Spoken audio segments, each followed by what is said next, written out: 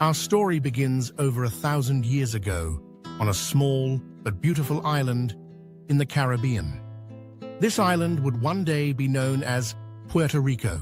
Long before European explorers set sail across the ocean, Puerto Rico was home to the Taíno people. They called their island Borikén, which means land of the Valiant Lord. The Taínos lived peacefully, fishing in the crystal-clear waters, growing cassava, and building their yucayeques, or villages ruled by chiefs called caciques. Life was simple until the sails of ships occupied by explorers appeared on the horizon. In 1493, Christopher Columbus arrived on Puerto Rico's shores during his second voyage to the Americas. The Spanish quickly claimed the island, renaming it San Juan Bautista after John the Baptist.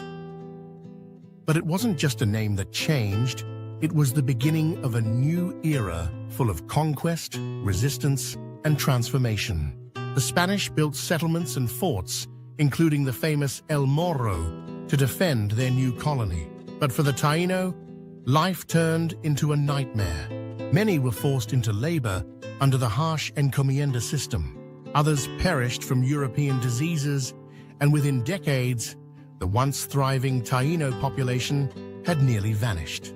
To replace them, the Spanish brought enslaved Africans whose culture and resilience would become a vital part of Puerto Rico's identity. For centuries, Puerto Rico was a key military outpost in Spain's empire. Its location made it a gateway to the Americas, and Spain fought off pirates and rival empires to keep control. The island became a diverse community of Spanish, indigenous, and African cultures, which formed the roots of Puerto Rico's unique identity. But as the world changed, so did the island's destiny. By the 1800s, many Puerto Ricans were tired of Spanish rule.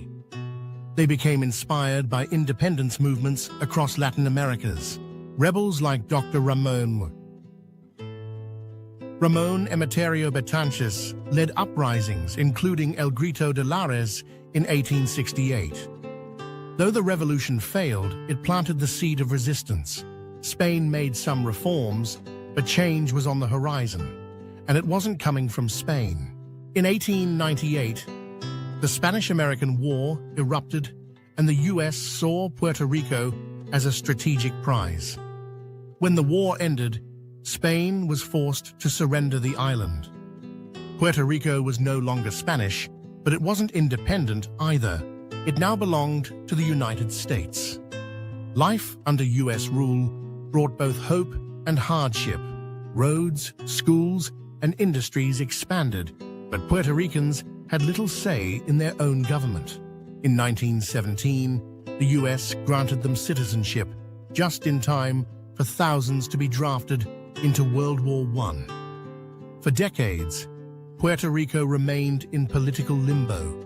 Not a state, not a country, but something in between. By the 1950s, Puerto Rico underwent a transformation. Governor Luis Muñoz Marin launched Operation Bootstrap, turning the island into a manufacturing hub. In 1952, Puerto Rico became a U.S. Commonwealth, Estado Libre Asociado, with more local autonomy but still under federal control. For many, the island's future seemed bright, but challenges lay ahead. In the decades that followed, Puerto Rico faced economic highs and lows. Factories closed, leading to debt and unemployment. Many Puerto Ricans left for the mainland U.S. in search of better opportunities.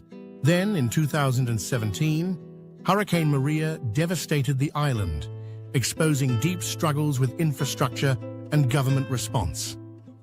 Yet, through it all, Puerto Ricans have endured, rebuilding with resilience and pride. Today, Puerto Rico remains at a crossroads. Its people continue to debate their future: statehood, independence, or remaining a commonwealth. But one thing is certain: Puerto Rico is more than an island. It's a people, a culture, and a spirit that refuses to be broken. From the Taíno warriors To today's artists, activists, and leaders, Puerto Rico's story is still being written. And no matter what happens next, one thing remains true. Puerto Rico's